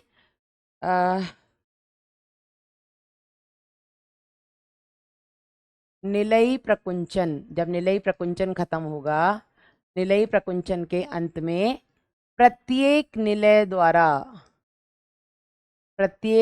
द्वारा रक्त की बाहर निकलने वाली मात्रा, मतलब जब एक निलयी प्रकुंचन खत्म होता है तो खत्म होने पर वो कितनी मात्रा में रक्त को बाहर निकालता है। और सामान्यतः बेटा ये 70 मिलीलीटर देखा गया है। ठीक है, कि हर एक निलय प्रकुंचन के बाद प्रत्येक निलय से, दाएं से भी और बाएं से भी, लगभग 70 मिलीलीटर रक्त बाहर निकलता है। ठीक है, हमें पता है हृदय स्पंदन दर कितनी है अपनी, हृदय स्पंदन दर यानी कि हार्ट रेट कितना है। हाँ, हृदय स्पंदन दर, हार्ट रेट कितनी है बेटा? आपका जो नोडल ऊतक है वो 1 मिनट में कितनी बार या कितने क्रिया विभव बना रहा है बेटा? तो ये बना रहा है कितनी, 75 प्रति मिनट, या हमने लिखा था 70 से 75 प्रति मिनट। तो ऑन एन एवरेज हम इसको 72 प्रति मिनट ले सकते हैं कि 1 मिनट में लगभग आपका दिल 72 बार धड़क रहा है। और हृदय निकास क्या होता है बेटा? हृदय निकास, जिसको हम बोलते हैं कार्डियक आउटपुट। तो कार्डियक आउटपुट क्या होगा बेटा? कार्डियक आउटपुट होता है प्रति मिनट हृदय द्वारा बाहर निकाले जाने वाले रक्त की मात्रा। प्रति मिनट हृदय द्वारा बाहर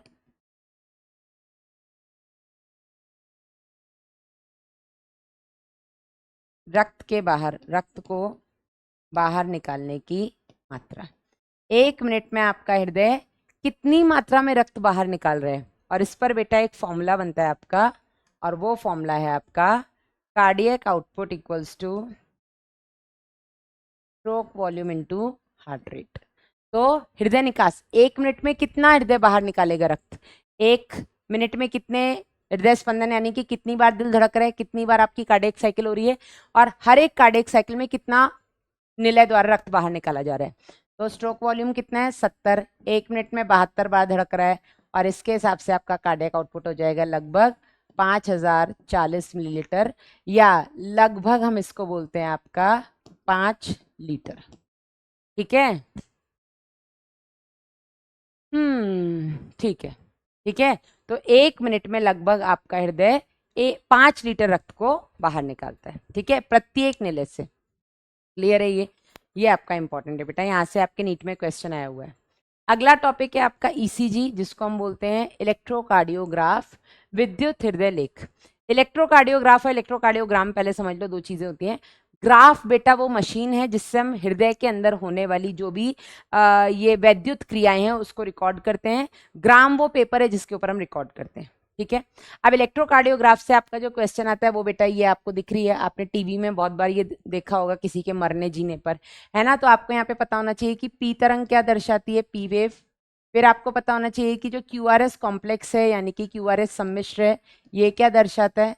फिर आपको पता होना चाहिए कि टी तरंग क्या दर्शाती है। ठीक है, तो पी तरंग बेटा दर्शाती है आलिंदी विध्रुवण। ठीक है, आलिंदी विध्रुवण यानी कि एट्रियल डीपोलराइजेशन। एक तरीके से आप बोल सकते हो जिस समय पर आलिंद का प्रकुंचन हो रहा है, और हमें पता है आलिंद का प्रकुंचन मात्र 0.1 सेकंड के लिए होता है, तो ये बहुत छोटी सी वेव होती है। क्यूआरएस सम्मिश्र बताता है बेटा आपका निलयी विध्रुवण यानी कि निलय का प्रकुंचन, और हमें पता है कि निलय का प्रकुंचन आपका थोड़ा लंबे समय के लिए होता है यानी कि 0.3 सेकंड के लिए हो रहा है, तो इसको हम बोलते हैं वेंट्रिकुलर डीपोलराइजेशन, और ये वेव भी आपको थोड़ी लंबी देखने को मिलती है। ठीक है, इसके बाद टी तरंग क्या बताती है बेटा? तो टी तरंग बोलती है कि निलय वापस से अपना पुनः ध्रुवण यानी कि वापस से विश्राम अवस्था में आ चुका है, अनुशीतलन अवस्था में आ चुका है। इसको हम बोलते हैं वेंट्रिकुलर रीपोलराइजेशन। वापस से अपनी विश्राम अवस्था में आ चुका है। टी तरंग का अंत होना बताता है कि निलय प्रकुंचन खत्म हो चुका है। ठीक है, अब यहीं पर एक चीज आप और पता करनी चाहिए आपको, वो ये कि किसी भी व्यक्ति के ईसीजी की क्यूआरएस सम्मिश्र की संख्या को गिन के, यानी कि क्यूआरएस सम्मिश्र की गिनती करके, इसकी अगर आप संख्या गिनते हैं तो इससे बेटा आप किसी भी व्यक्ति की हृदय स्पंदन दर, यानी कि वो कितनी बार उसका दिल 1 मिनट में धड़क रहा है, वो पता कर सकते हैं। ठीक है, तो आप क्यूआरएस सम्मिश्र को अगर गिनते हैं कि 1 मिनट में कितने क्यूआरएस सम्मिश्र हुए, 60 हुए, 90 हुए, मतलब वो उतनी उसकी हृदय स्पंदन दर है, मतलब 1 मिनट में उसका हृदय इतनी बार धड़क रहा है। ठीक है, एक स्टैंडर्ड ईसीजी की अगर हम बात करें, एक मानक ईसीजी, उसको रिकॉर्ड करने के लिए हम 3 इलेक्ट्रिकल लीड्स का इस्तेमाल करते हैं, जो दोनों कलाइयों में और एक लेफ्ट एंकल में बाईं एड़ी में लगाई जाती है।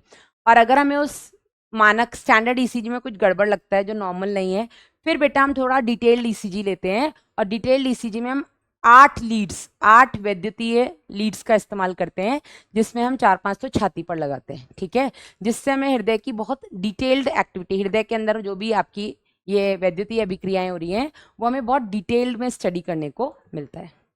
डन है यहाँ तक सभी? आगे बढ़ते हैं, अगला टॉपिक है आपका द्विसंचरण, जिसको हम बोलते हैं डबल सर्कुलेशन। द्विसंचरण में आपको पहले तो यहाँ पर आपकी एनसीईआरटी में एक चीज दी है, आपकी धमनी और शिरा के बारे में बात की है यहाँ पर। ठीक है, धमनी और शिरा में क्या अंतर होता है बेटा, आपको वो पता होना चाहिए। तो एक तो मैं आपकी यहाँ पर धमनी बना देती हूँ। ठीक है,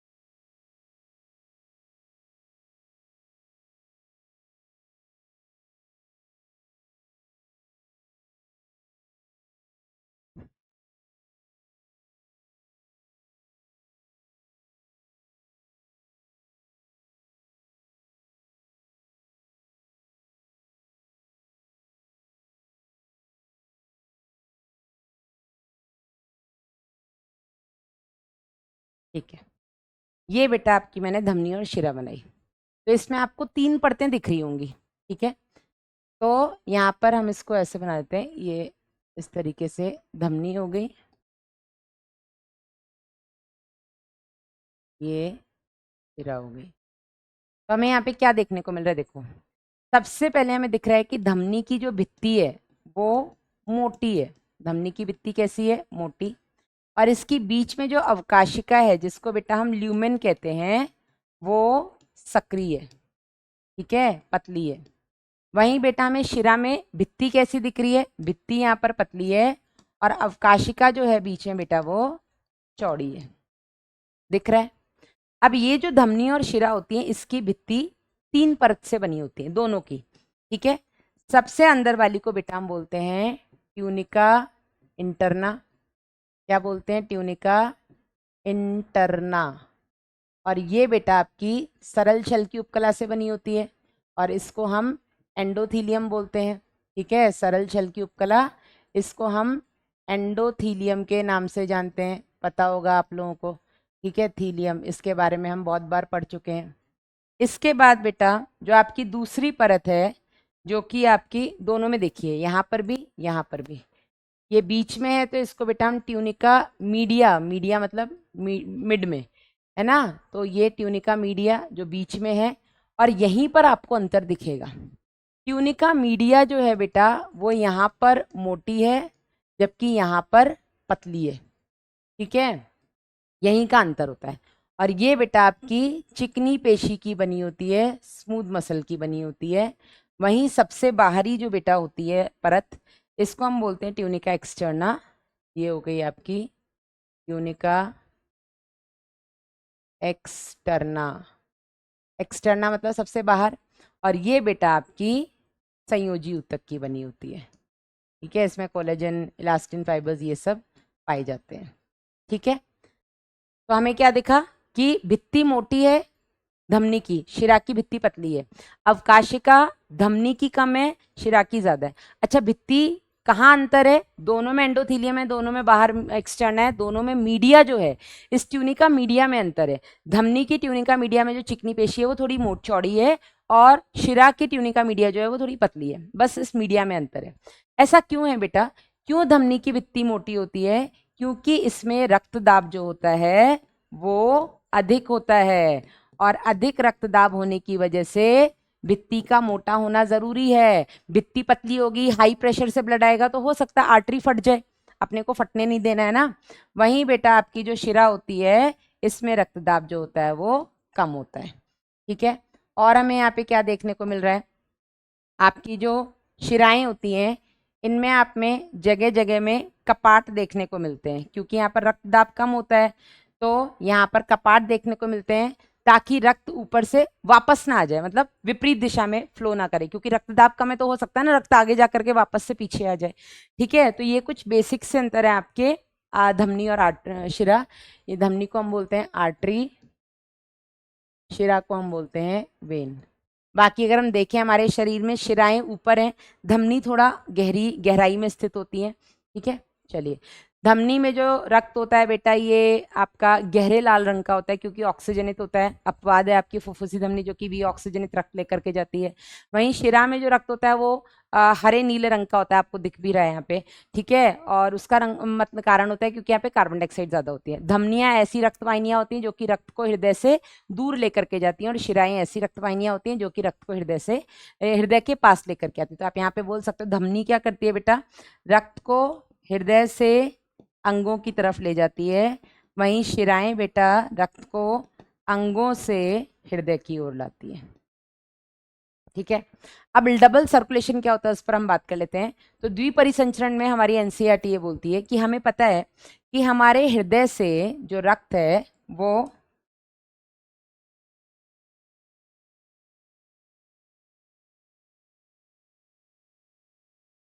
ठीक है, हृदय से जो रक्त है बेटा वो वी ऑक्सीजनित रक्त आपके दाएं निलय से फुफ्फुसीय धमनी से बेटा कहाँ पहुंचता है? आपके फेफड़ों में पहुंचता है। कहाँ पहुंचता है? आपके फेफड़ों में।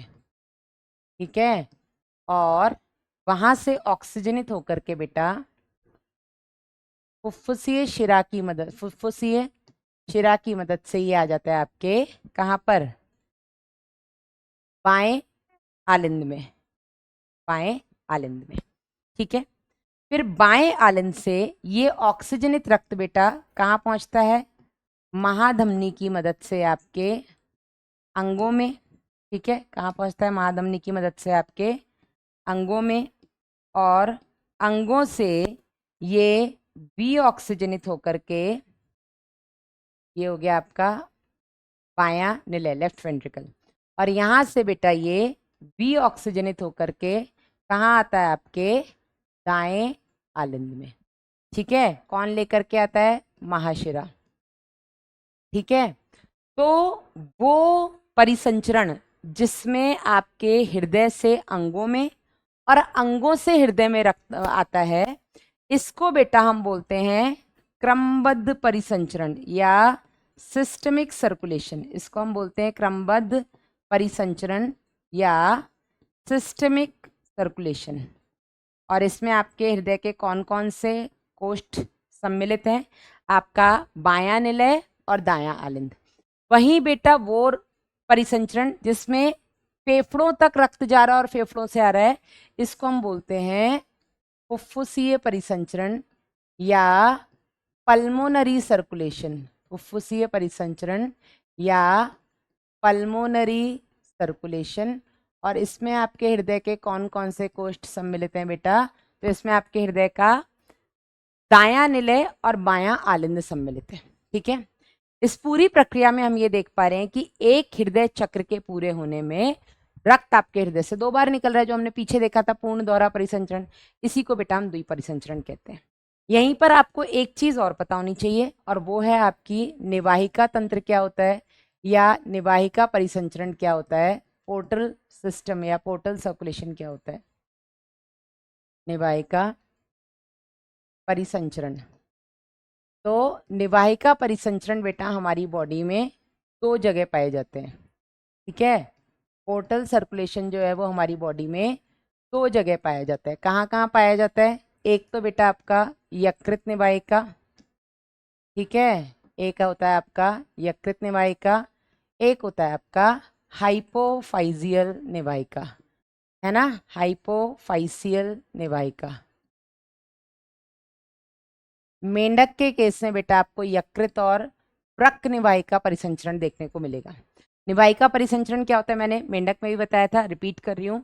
सामान्यतः हमारे शरीर से कोई भी शरीर के किसी भी अंग में जो रक्त जा रहा है वो हृदय से डायरेक्ट जा रहा है, और अंग से वापस से किसी भी बड़ी महाशिरा द्वारा वो हृदय में आ रहा है। लेकिन निवाहिका तंत्र में किसी भी अंग से रक्त सीधा हृदय में ना जाकर के एक दूसरे अंग में जाता है, और उस दूसरे अंग से वो हृदय में जाता है, ठीक है। इसको हम बोलते हैं निवाहिका परिसंचरण।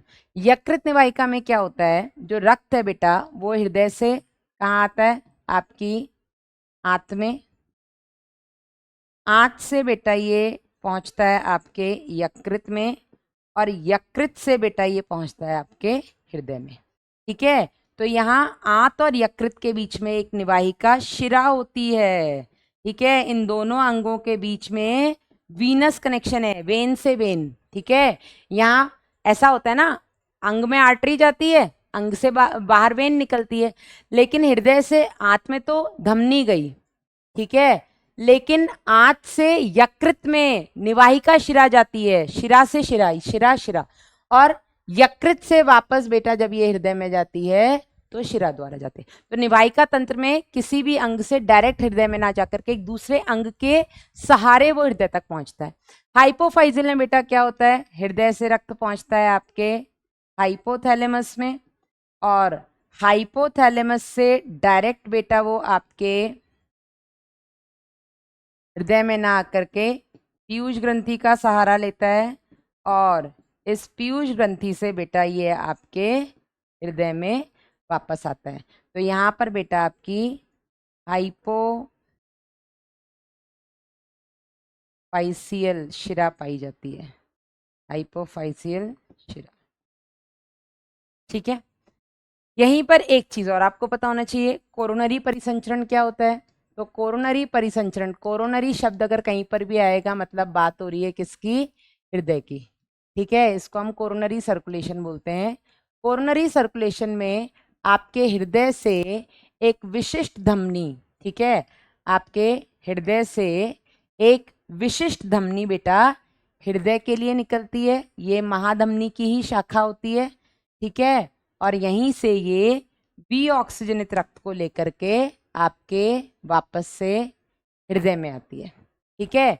तो इसको हम कोरोनरी परिसंचरण इसलिए बोलते हैं क्योंकि एक विशेष महाधमनी की शाखा जो कि कोरोनरी आर्टरी है, कोरोनरी धमनी, जो कि हृदय की पेशियों तक ऑक्सीजनित रक्त को लेकर जाएगी, बदले में वहां से ऑक्सीजनित रक्त को कोरोनरी जो शिरा है वो हृदय के कहाँ लेकर के आ जाएगी, आपके दाएं आलिंद में, ठीक है। तो इसको हम कोरोनरी सर्कुलेशन बोलते हैं कि हृदय इतना काम कर रहा है, हृदय को भी तो ऑक्सीजन चाहिए, हृदय को ऑक्सीजन चाहिए तो हृदय भी तो कार्बन डाइऑक्साइड बनाएगा, तो ये बेटा आपका कोरोनरी सर्कुलेशन हो गया, ठीक है। आगे बढ़ते हैं बेटा, अगला आपका जो टॉपिक है एनसीईआरटी का वो है हृदय क्रिया का नियमन। हृदय क्रिया के नियमन आपको बहुत छोटा सा है, हमने पहले देखा कि हमारा जो हृदय है वो सेल्फ एक्साइटेबल है, इसलिए हम बोलते हैं कि हमारा हृदय जो है वो मायोजेनिक है। मायोजेनिक मतलब इसकी अपनी पेशी ही अपना खुद से बिना किसी बाहरी उद्दीपन के ये खुद से अपने क्रिया विभव बना सकती हैं, स्व उत्तेजनशील है, मायोजेनिक है, इसकी पेशी जनक हम बोल सकते हैं, इसकी अपनी पेशी खुद से क्रिया विभव बना सकती हैं। लेकिन इमरजेंसी में बेटा जो आपका मेडुला ऑब्लोंगेटा है ना, मेडुला ऑब्लोंगेटा पश्चिम मस्तिष्क का भाग है, इस मेडुला ऑब्लोंगेटा के में मेडुला ऑब्लोंगेटा में बेटा एक केंद्र होता है स्वायत्त तंत्रिका तंत्र का, ऑटोनॉमिक नर्वस सिस्टम का। और इस ऑटोनॉमिक नर्वस सिस्टम की दो शाखाएं होती हैं, एक होती है आपकी अनुकंपी तंत्रिका तंत्र, दूसरी होती है आपकी परानुकंपी तंत्रिका तंत्र। ठीक है, अनुकंपी और परानुकंपी, इनको हम बोलते हैं सिंपैथेटिक, सॉरी क्या बोलते हैं, हाँ सिंपैथेटिक और पैरासिम्पैथेटिक है ना, सिंपैथेटिक और पैरासिम्पैथेटिक। इनका भी बेटा, वैसे तो हृदय अपना काम खुद कर सकता है, लेकिन मॉनिटरिंग के लिए कोई तो चाहिए। तो मेडुला ऑब्लोंगेटा में स्वायत्त तंत्रिका तंत्र का एक केंद्र होता है, जिसकी दो भाग होते हैं, स्वायत्त सिंपैथेटिक और पैरासिम्पैथेटिक, अनुकंपी और परानुकंपी तंत्रिका तंत्र। ये भी बेटा आपके हृदय की क्रिया का नियमन कर सकते हैं। कैसे? अनुकंपी तंत्रिका तंत्र आपातकालीन अवस्था में आपके हृदय की क्रिया को बढ़ा देता है। कैसे बढ़ा देता है बेटा? ये आपके हृदय स्पंदन दर को बढ़ा देता है, हृदय प्रवाह आयतन को बढ़ा देता है, जिसके चलते आपका हृदय निकास भी बढ़ता है। ठीक है, एक भी बढ़ेगा तो सब बढ़ेगा। वहीं परानुकंपी तंत्रिका तंत्र बेटा ये सामान्य अवस्था में काम करता है, जैसे अभी आप बैठे हुए हो, सामान्य आपका हृदय स्पंदन दर है, तो ये हृदय स्पंदन दर को कम करता है, प्रवाह आयतन को कम करता है और आपकी कार्डियक आउटपुट को भी कम करता है। इसी के साथ साथ बेटा हमारे अधिवृक्क मध्यांश से, एड्रिनल मेड्यूला से बेटा कुछ हार्मोन आते हैं। अधिवृक्क मध्यांश, यहाँ क्यों लिख रही हूँ मैं, इस साइड लिखेंगे। एक तो हो गया आपका ये मेडुला ऑब्लोंगेटा का स्वायत्त तंत्रिका तंत्र, दूसरा बेटा हो गया आपका अधिवृक्क मध्यांश से कुछ हार्मोन आते हैं बेटा, जिनको हम आपातकालीन हार्मोन बोलते हैं, और वो होते हैं आपके एड्रिनलिन, नॉरएड्रेनलिन, एड्रिनलिन, नॉरएड्रेनलिन। ये भी बेटा क्या करते हैं, ये भी आपके हृदय स्पंदन, प्रवाह आयतन और हृदय निकास को बढ़ाने का काम करते हैं इमरजेंसी में। डन? चलिए, तो ये हो गया बेटा हृदय क्रिया का नियमन। एक भी बढ़ेगा तो सब बढ़ेगा, सामान्य अवस्था में नहीं, आपातकालीन में कैसे कैसे आपका अधिवृक्क मध्यांश से आने वाला एड्रेनलिन और आपका स्वायत्त तंत्रिका तंत्र का अनुकंपी तंत्रिका तंत्र, ये सब आपके हृदय क्रिया को बढ़ा सकते हैं। ठीक है, अब इस चैप्टर का बिल्कुल लास्ट पार्ट, परिसंचरण तंत्र से संबंधित विकृतियां। तो सबसे पहला बेटा होता है उच्च रक्तदाब, जिसको हम बोलते हैं हाइपरटेंशन, हाई बीपी। तो आपको पता है कि सामान्य बीपी कितना होता है बेटा? सामान्य रक्तदाब होता है आपका 120/80, जिसमें 120 होता है बेटा आपका प्रकुंचन अवस्था में और 80 होता है आपका अनुशीतलन अवस्था में। ठीक है, रक्तदाब होता क्या है बेटा?